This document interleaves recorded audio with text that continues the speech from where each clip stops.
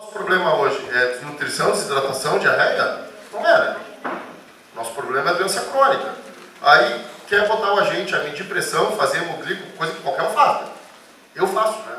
Em casa, para mim mesmo, né? Eu sou diabético, eu vejo a minha glicose. Eu sou hipertenso, eu meço a minha pressão. Aí não pode fazer. Cara, não pode. Esse troço corporativo brasileiro é patológico. Né? O educador físico não poderia treinar os agentes comunitários a fazer algumas atividades de promoção da atividade física? Como multiplicador. Não vejo problema. Não é o caso de... Mas é que é exatamente não tem, já falei, nós não temos nem enfermeiro, técnico de enfermagem, médico número suficiente. Não tem.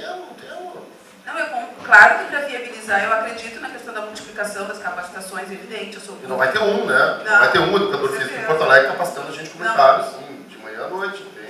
Tem que fazer alguma organização, mas perspectiva breve a gente não tem. A gente não tem recurso nesse momento. Não, mas é só uma provocação no momento. Ótima provocação. Fazer uma academia da saúde a mais no lugar, a gente tem condições. Isso que acaba sendo uma despesa muito mais permanente, é muito mais difícil. Né? Agradeço o esclarecimento. Mas eu já disse, acho que é uma coisa que pode vir de outro nível, assim, com suporte, coisa.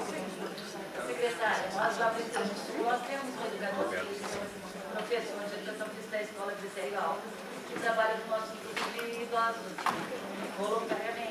Graças a Deus que a gente tem ele trabalha 18 anos na Escola Critério Alves, e nós temos um grupo de 20 senhoras lá. E esse grupo Renascer existe há 5 anos, do qual nós ganhamos já o prêmio de destaque através do Conselho Municipal de Saúde. E eu fico muito feliz da gente ter essa oportunidade no Extremo Sul. É algo que a gente tem muito poucas coisas a aproveitar. E como agente de saúde, a gente fazer a promoção e a prevenção da saúde, né? Beleza, a gente vai estudar essa história com dedicação. Fala, João.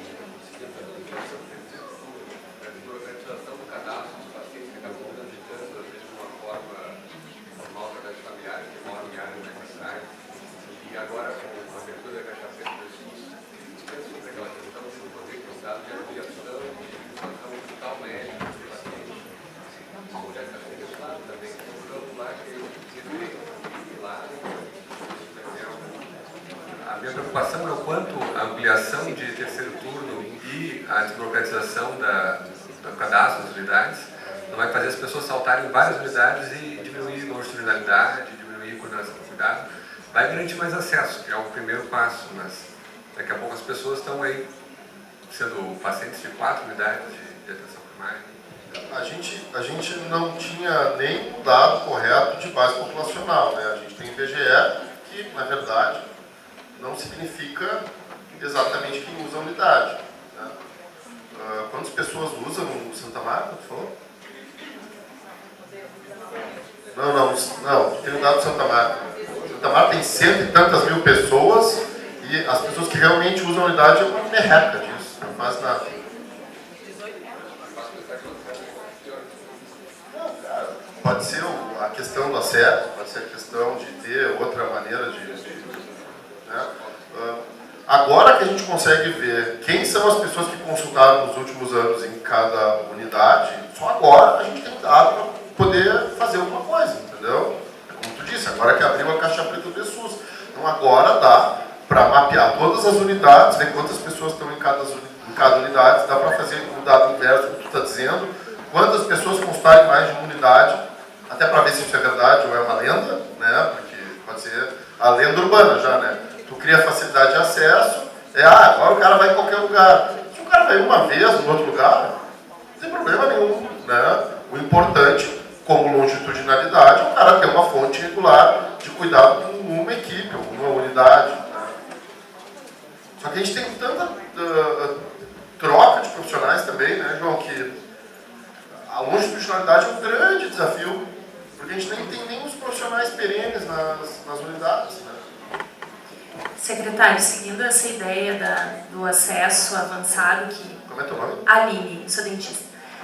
Pensando que o acesso avançado é bom, que resolve o problema de hoje, eu fico pensando na questão da longitudinalidade e a diminuição dessas consultas programadas, consultas agendadas. Quais são os cuidados que a gente, enquanto profissional de saúde, tem que ter para não virar PA, para a unidade básica não virar PA. Tem uma tese de doutorado de Florianópolis que avaliou o acesso avançado e os scores de atenção primária pelo PCA-TU. Quanto mais acesso avançado, mais longitudinalidade. Porque o acesso é a mãe da relação.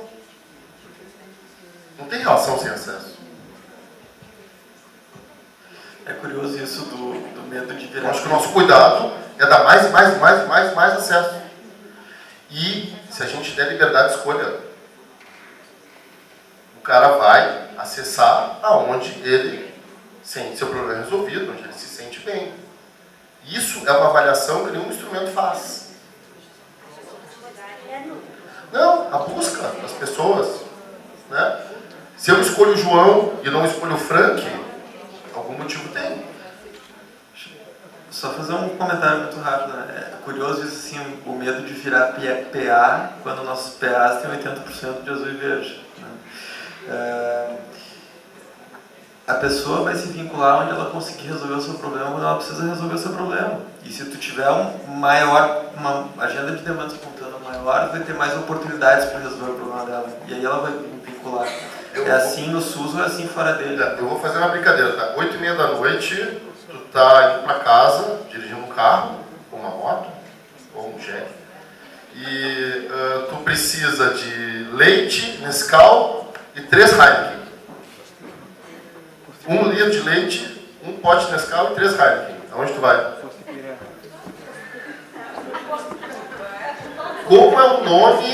Como é o nome da loja que tem nos postos? Em inglês. Alguém sabe? One Stop Shop. Posto de saúde tem que ser One Stop Shop. Hoje, ele tem que ser One Stop Shop. Porque o mundo mudou. O mundo não é mais da Alma Ata, lá da década de 70, é outro. A gente tem que ir no posto e tem que fazer ali quase tudo que a gente precisa. A gente tem que consultar, tem que fazer o exame, tem que assoprar no aparelho lá, você tem que fazer a espirometria, tem que tentar fazer quase tudo ali. Claro, dentro do que é a nossa capacidade de resolver, mas nem tudo é resolver. O cara pode coletar um dado, um exame, né, uma imagem dele, que outra pessoa vai olhar em outro lugar. Mas ali ele fez a parte física dele. O que mais vale hoje? Não é dinheiro, é tempo. Tempo é o maior valor do mundo contemporâneo. Ninguém tem tempo, eu quero tempo, todo mundo reclama disso o tempo inteiro. Né? Então a gente tem que poupar o tempo das pessoas. Quanto mais resolutiva for uma unidade, quanto mais Heineken, leite e Nescau a gente tiver, mais fácil vai ficar para a gente ter longitudinalidade, porque não é só uma coisa relacional, é afetiva, isso está na definição do atributo, mas também é resolutiva. E aí a gente tem um monte de caminho para avançar. Né? Vai perguntar para as pessoas do Castelo o que elas estão achando de consultar na clínica da família. Qual era a crítica? Ah, é longe, é 2 quilômetros, as pessoas não vão poder ir, vai misturar a comunidade, vai trocar umas pessoas da equipe, eu vou perder o cara aqui que eu tenho. A gente tem medo de mudar, né? Qualquer coisa, entende? Medo de perder o que a gente já tem. Quanto menos coisas a gente tem, mais medo de perder a gente tem. Né? Melhorou a vida daquelas pessoas em relação ao serviço de atenção primária. Aí a gente tem que derrubar mito com ciência, entende? Eu posso disponibilizar esse dado aí para vocês. Eu sou Nair, sou médica já aposentada da prefeitura. Eu te conheço lá do Murial, quando eu fui preceptor da residência em 1937. Fomos quase colegas de residência. Olha, assim, ó, dentro do gancho aí da agilidade no atendimento, não virar PA, uma coisa que eu percebi de todos esses anos que eu trabalhei, e eu vou dizer assim, que pesar isso, infelizmente, diminuir os recursos para diagnóstico, para exame, diminuir os recursos para diagnóstico, para exame, realmente a gente corre o risco de ser um PA errado ou piorar. Isso eu percebi. Né? Hoje em dia a gente tem raio-x para pulmão e pronto, mais ou menos isso, é mais ou menos isso. Então assim, tem lá uma fila de muitos pacientes meus, que estou agora no MS, já sou aposentada da prefeitura, esperando 300 dias, 400 dias para um ortopedista. Eu queria que tu colocasse alguma palavra a respeito disso. GERCOM, especialista, recursos e nós. Eu sei que a gente tem que ser uma coisa mais completa dentro da unidade, mas eu estou com essa angústia, né? Tá difícil, tendo reduzido recursos laboratoriais e outros, e acesso a especialistas, e a gente quer ser resolutivo. Eu sei que 90% das queixas pode ser resolvida no nível primário. Nair, eu comentei ali um pouco isso, eu não vi muito isso. A gente chegou com 89 mil pessoas na lista de espera por consulta, eu acho que o número não está muito diferente disso, né? Não está? Saiu? Foi. Não está muito diferente, né? Não sei de cabeça. O número crescia, tá? Lista de espera que para, já é um avanço. Porque tu tem que olhar a tendência do troço. A tendência era crescer, tá? A de ortopedia, no ano passado, tinha 26 mil pessoas, tem 13 mil hoje. A gente tinha 320 consultas ofertadas de ortopedia na cidade, a gente está com 1.050, é 3 vezes mais. Tá? A nossa projeção é que na metade do ano que vem, a lista de espera de ortopedia vai estar só nos hospitais. Lá na ampliação do Hospital da Restinga, tem pronto atendimento de ortopedia agora, lá de segunda a sábado. Nunca teve, no extremo sul, um pronto atendimento de ortopedia. Para resolver a coisa da ortopedia lá, né, de maneira imediata. Os exames. É um puta gargalo. Por que piorou? Exame laboratorial não é um problema. É um problema? É. Por quê? Porque a gente tem que ser resolutivo a nível básico. Não, exame laboratorial, por que é um problema? Porque não tem todos os recursos, todos os exames que a gente precisa. Qual não tem? Exames mais especializados em cada doença. Qual não tem? Por exemplo, tireoide. Oi? Por exemplo, hoje eu precisei de uma ressonância, eu sei que... Não é laboratorial. Me Não. diz um exame laboratorial que não tem. Como todos. Claro que tem. TSH, T4, T3, anti-TPO. Qual o exame laboratorial que não tem hoje? Estou perguntando, eu não estou trabalhando na clínica, eu não sei. Anti-TPO eu não achei, mas tudo bem. Eu não achei no laboratório. Eu achei anti-tiroglobulina, tá certo. Anti-TPO eu não achei. Isso já vi, né?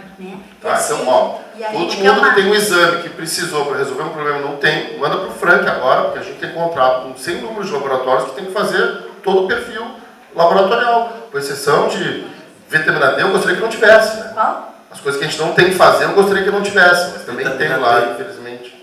Vitamina D. Esse Vitamina D. tem, esse tem. Esse É, uma pena que tem, não precisava.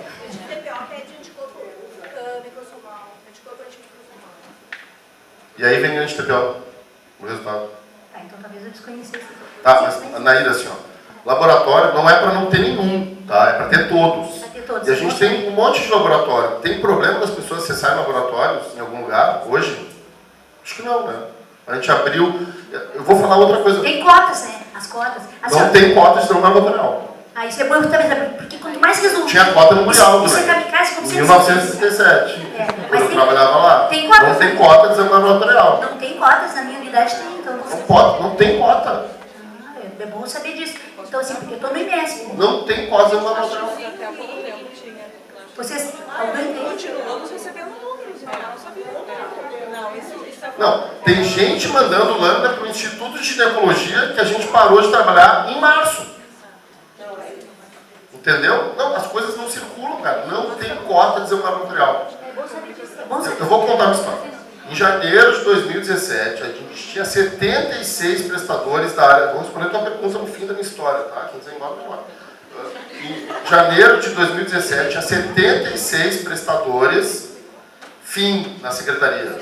Exame laboratorial, fisioterapia, hospital, sei lá, né? Coisas de saúde. Não portaria, limpeza, vigilância, não sei o quê. Desses 76, 36 nunca tinham tido um contrato na vida da secretaria. Um contrato.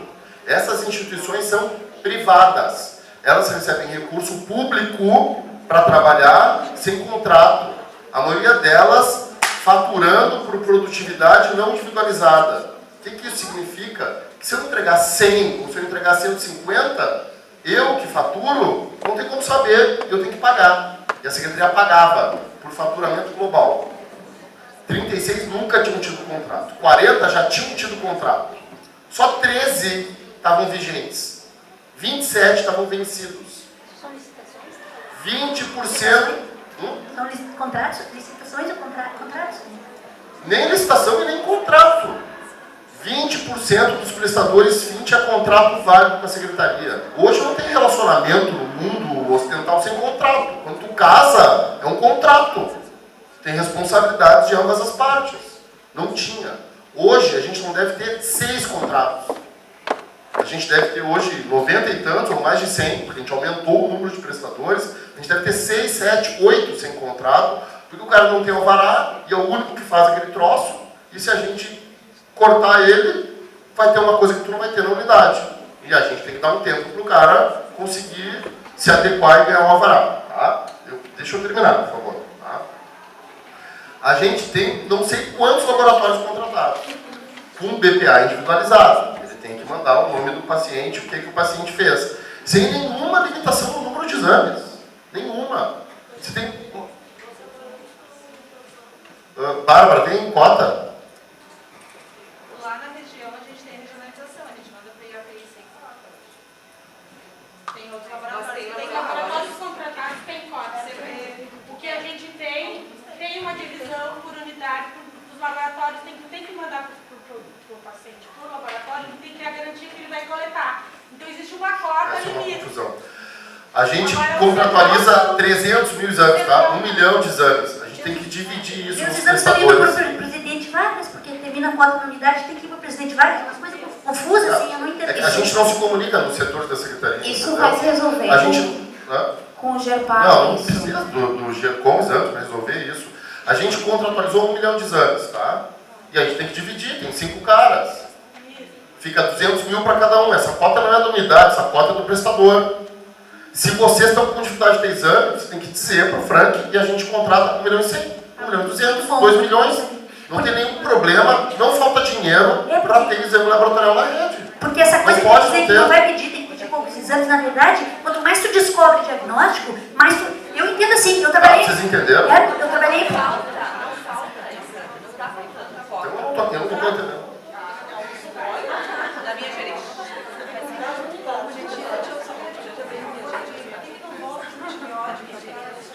Porque o Conselho Nacional de Enfermagem e Farmácia não deixa, a gente entrou na Justiça Federal e perdeu. Então, a culpa é da corporação da farmácia, da corporação da enfermagem, da corporação dos juízes. Quando um desses tiver com pneumonia na tua frente, tu diz isso para ele. Não, eu sei, entende? O que a gente vai fazer? É o raio-x. O raio-x, por que não tem mais para bacia, para coluna e tudo mais? Raio-x, só por raio-x, ecografia, tomografia e ressonância. A tabela SUS não é atualizada desde 2010. Tá? A ecografia abdominal, hoje, paga valor tabela 32, eu acho. Tá? Reais. Isso não paga ecografia em nenhum serviço do país. Se tu olhar dentro dos hospitais, clínicas, São Lucas, Santa Casa, tem fila de espera para exame. Tá? A gente tentou de várias maneiras compensar isso, fazendo contratos numa tentativa de equilíbrio. Ressonância paga mais, tomografia paga mais. Daí a gente botou, para o cara fazer tomografia ele tinha que fazer tantas eco, entendeu? Para a gente não sair do valor da tabela. Não funcionou. Tá? A gente não teve prestador que quisesse fazer. Em janeiro, a gente vai ter um prestador do Santa Marta que vai fazer 2.000 ecografias por mês. A gente tem uns 6 mil pedidos por mês, a gente deve ter umas 2.000 de oferta hoje, mais ou menos, tá? Não me lembro exatamente dos números. A gente não vai adequar ainda a demanda com a oferta. Vai continuar faltando e vai continuar tendo um problema. Para raio-x, tá? Que é barato, sabe? O raio-x paga 10 pila ou menos um raio-x. Raio-x passou a ser um exame super caro pelas exigências de cuidado com a história da radiação. O tempo que o técnico fica exposto e tal, não sei o quê. E em janeiro ou fevereiro a gente vai lançar um edital pagando preço de mercado, não excessivo, para raio-x, ecografia, tomografia e ressonância.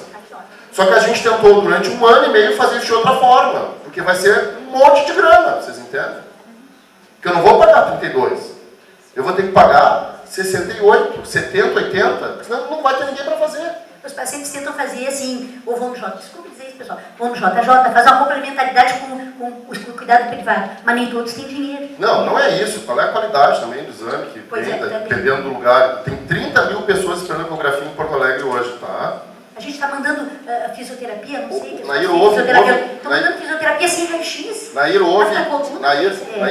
tu não ouve desde 1937, tá? Ouve o que eu estou dizendo. A gente vai resolver o problema dos exames de imagem na metade ou no início do do segundo semestre do ano que vem. O edital vai para a rua, os caras vão se cadastrar no edital, não é cadastrar o nome, já me esqueci. Se credenciar, e a gente vai fazer e vai pagar 80, 60, 70, um valor para cada exame. Tá? O Gustavo, que é um dos responsáveis pelo contrato, ele está fechando os valores nesse momento para botar o edital na rua. E vejam essa história dos exames laboratoriais, entendeu? Não pode, tá? Se alguma unidade não tem e tal, a gente tem que ver. Vamos repactuar na reunião de GDs a próxima terça, tá? Mais alguma pergunta? Não, na Eu realidade... não sei se essa pergunta que eu tenho que dar uma orientação amanhã para minha equipe. Eu tenho uma planilha para o Luz e para o Bioanálise que a gente faz X em carinhas para o meu Qual é a tua unidade? o SAPI. Ao final do mês eu vou me indicar no centro de saúde para perguntar se eles têm umas para me dar. Então eu esqueço isso. Não faço mais isso. Ana? Tá errado. Amanhã tu não dá orientação nenhuma. Amanhã a Ana vai falar com o Felipe Cabral, tá? E vai resolver o problema. Porque se o problema é que a gente excedeu o nosso contrato dos laboratórios, eu duvido, é só aumentar. E daí ele vai mandar um e-mail para todo mundo. Preciso de mais 200 mil. Cada um que disser quero fazer, ele vai redividir entre eles. Porque isso é uma regra federal, é uma estupidez. O Brasil é o país da estupidez normativa. Tu faz um credenciamento múltiplo e tem 10 prestadores, tu tem que dividir em 10 cotas iguais. Aí tu vai ter um laboratório que é lá no Lami, porque seria legal, né? Se tivesse uma portinha lá no Lami para o cara não ter que ficar uma hora no ônibus para coletar exames, certo? E ele vai ganhar, se tu tiver 1 milhão de exames, se são 10, 100 mil exames para fazer, ele não vai fazer. Entende? Mas aí tu tem que distribuir igual, porque tem a norma do contrato que diz isso. É uma estupidez em cima de estupidez. Não pode faltar exame laboratorial. Não falta dinheiro para exame laboratorial. Todos entenderam isso? Vocês entenderam? Falta raio-x, falta ecografia, falta tomografia. Exame de sangue não falta, nem tipo, nem número. Endoscopia também. Ah, então, pode dizer lá, isso vai acabar. Se não acabar na segunda, vai acabar no Natal, quando o Felipe chamar os caras e renegociar o volume. Isso não podia estar acontecendo, tá? O que mais? E aí, essa orientação dela é pela solicitação, não é pela realização. Isso! E pior ainda. E os laboratórios têm reclamado que não têm alcançado as cotas. E é ruim para eles. Porque eles se organizaram. Cara, o laboratório é uma linha de montagem, né? Se o cara montou uma estrutura para fazer 200 mil exames por mês e faz 150, ele tem prejuízo. Vocês têm que reclamar das coisas. Tem que funcionar. Tem que funcionar. E o que não está funcionando, vocês têm que reclamar. Termina minhas cotas assim, no meio do mês. Beleza? O que mais? Ninguém ligou o ar, né? Não, na realidade, eu queria... É que a colega saiu, eu queria falar que ela colocou... Como é teu nome? É a Lise da clínica. Eu não te conhecia ainda, né? Prazer, tudo bom? É a nossa carioca? Isso. Na realidade, eu queria colocar para ela que ela colocou a questão do PA, né? E a gente estudou muito na clínica, que a clínica era um PA. E, na realidade, eu vim dessa realidade. E a clínica não é um PA, a clínica é uma... Que realidade? Para explicar para todo mundo. A clínica da família do Rio de Janeiro. Não, a clínica da Restinga, ela se transformou num PA por conta do acesso avançado, né? E a clínica não é um PA, a clínica é uma saúde da família, porque a gente faz saúde da família, a gente faz grupo, a gente faz atividade coletiva, a gente faz acesso avançado. Não, tu está errada. A clínica da família é uma clínica da família porque ela tem acesso ao primeiro contato facilitado, ela tem longitudinalidade, ela tem integralidade, ela tem coordenação. Isso. Porque é a atenção primária, você tem os 4 atributos, né? Faz grupo ou faz atividade coletiva. Que também tem que Mas fazer. é porque as pessoas entendem que a clínica da família é isso, a gente escuta isso dos As nossos pessoas próprios em Porto Alegre colegas. têm que entender o que é atenção primária. Desculpem. Isso, mas o que a gente escuta dos colegas é que a clínica, a gente escuta isso dos colegas, que a clínica da família, ela é um PA. E isso que nós escutamos isso dos nossos colegas. Você estou brincando? Isso, não, sim, eu sei disso. E na realidade, isso que o Thiago trouxe, assim, de convidar as pessoas para conhecer a clínica, também é uma realidade, assim, para entender o que a gente faz lá, né? E de que os profissionais, assim, a Carol, ela é dentista da clínica, e de que as pessoas vão para o território e eles realmente trabalham muito lá, fazem muito atendimento lá, e que o acesso avançado, ele também traz isso, de também diminuir o absenteísmo, que eu acho que isso é uma coisa muito importante, né? Quando tem uma agenda muito distante, esse absenteísmo, ele é enorme, ele é gigantesco. E isso traz muito problema para a população, né? Se não negarem o ar, daqui a pouco a tentativa de stand-up vai virar uma striptease. E a gente tem formatura dos promotores depois com toga, então o ar-condicionado tem que estar funcionando. É melhor vocês serem poupados nesse show. Me preocupa muito o acesso avançado para nós dentistas, porque eu não posso pedir para o meu paciente vir hoje arrumar um dente e voltar quando ele tiver de um ao outro. Eu preciso. Mas acesso avançado não é não ter agendado, é meio a meio, 60-40. Sim, mas por exemplo, na minha unidade, hoje funciona de tal maneira que eu praticamente não tenho gente. Quantas pessoas tu tem? Eu tenho 5.000. Cara, é que não tem nenhuma solução mágica que sirva para todos os lugares. O importante é ter os atributos, entendeu? Se na especificidade da saúde bucal, tu trabalha lá há bastante tempo, conseguiu fazer... Eu não entendo nada de saúde bucal, tá? Eu sei que vocês fazem uma primeira consulta, fazem um planejamento e tal, não sei o quê, né? Tu fez isso está atualizado. Tu está só mantendo as coisas ok, tu vai ter umas urgências, porque dente quebra, inflama, cárie aparece, sei lá, né? Mas tu vai ter... Tu tem consulta aberta? Ou tudo é agendado? Não, a gente tem assim, ó, o paciente vai lá, deixa o nome para marcar, de uma semana para outra a gente marca. Às vezes a gente marca para a mesma. Tá, e se eu tenho um abscesso no dente? Pode ir na urgência e não tem horário restrito, como a urgência não urgência faz, das 8 às 9.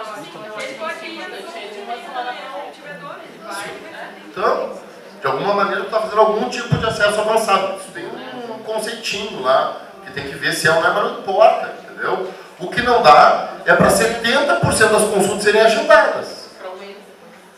Que é o que a gente tem aqui na pesquisa, certo? E quando a gente olha unidade por unidade, a gente tem várias unidades que são assim. Isso não dá, né? E a gente não pode fazer acesso avançado com uma cobertura muito baixa, né? Tu não tem como fazer acesso avançado, você tem uma equipe e realmente 8.000 pessoas consultando naquele lugar. Não tem como fazer. Então tu tem um requisito, certo? Para cumprir. O requisito não é cumprido.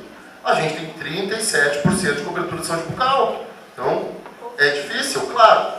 Não é toda cidade que pode consultar em qualquer dentista. Então tem lugares que tem um equilíbrio, né, de equipe de saúde bucal e população que está super equilibrado, né?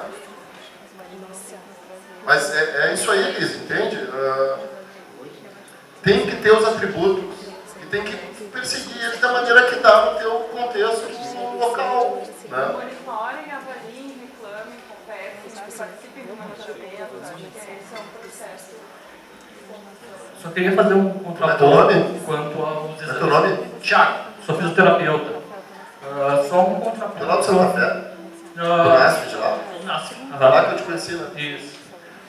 Quanto aos exames de imagem, né? O que eu tenho visto muito, eu tenho avaliado bastante pacientes que estão na fila da ortopedia. Não dá para você pedir um exame de imagem para qualquer pessoa que tenha lombalgia, por exemplo, que é o que eu vejo que tem acontecido bastante. É um gasto à toa de dinheiro, então eu até entendo porque não tem na atenção básica, por exemplo, ressonância.